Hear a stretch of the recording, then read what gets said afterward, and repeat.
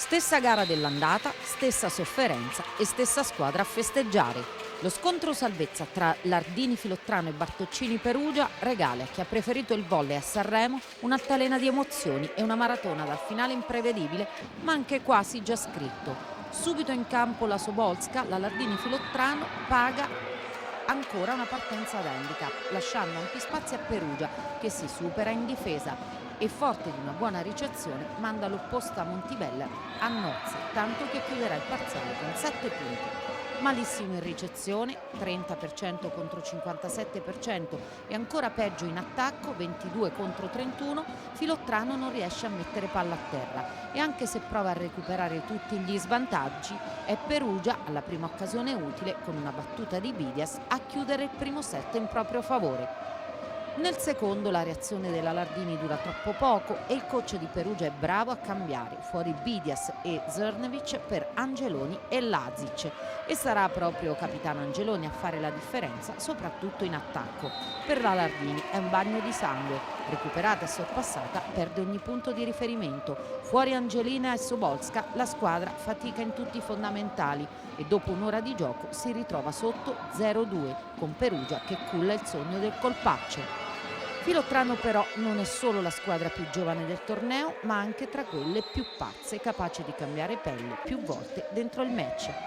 Coach Schiavo ad inizio terzo set rinuncia a centimetri e forza di Angelina per gettare nella mischia Bianchini dall'inizio, chiedendo a Nicoletti di prendersi ancora più responsabilità. Va a finire che ad andare in tilt, complice anche un po' di stanchezza, sia proprio Perugia che si spegne sul più bello. E la pallavolo si sa, è soprattutto sport di testa. D'altra parte non si spiegherebbero certe azioni lunghissime, certe difese al limite dell'impossibile che hanno caratterizzato un match durato 2 ore e 17 minuti. La Bartoccini soffre la battuta più potente e tattica di Filottrano, subendo sia nel terzo, chiuso 25-21 dalla Lardini, e poi nel quarto, con le padrone di casa che partono avanti addirittura 9-0. Saltano tutti gli schemi in campo Perugia, la girandola di cambi servirà ma solo a sprazzi, con la sola Montibella a tenere a galla la squadra. Perso a 13 il quarto set, Perugia si stringe in mezzo al campo e si capisce che il tie break sarà un'altra storia. Bidias di nuovo titolare con Angeloni in banda, coach Bovari schiera dall'inizio la regista USA Reschi per evitare il copia e incolla dell'andata e invece, grazie anche ad un gioco ritrovato, Filottrano gioca sulle ali dell'entusiasmo e trova quelle giocate che alla fine faranno la differenza.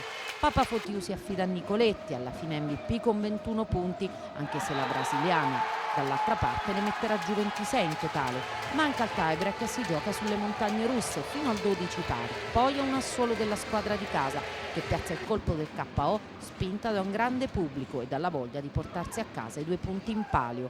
Una bella boccata di ossigeno per le marchigiane, mentre Perugia resta con l'amaro in bocca per non aver sfruttato le occasioni che ha avuto e che si è costruita sul campo.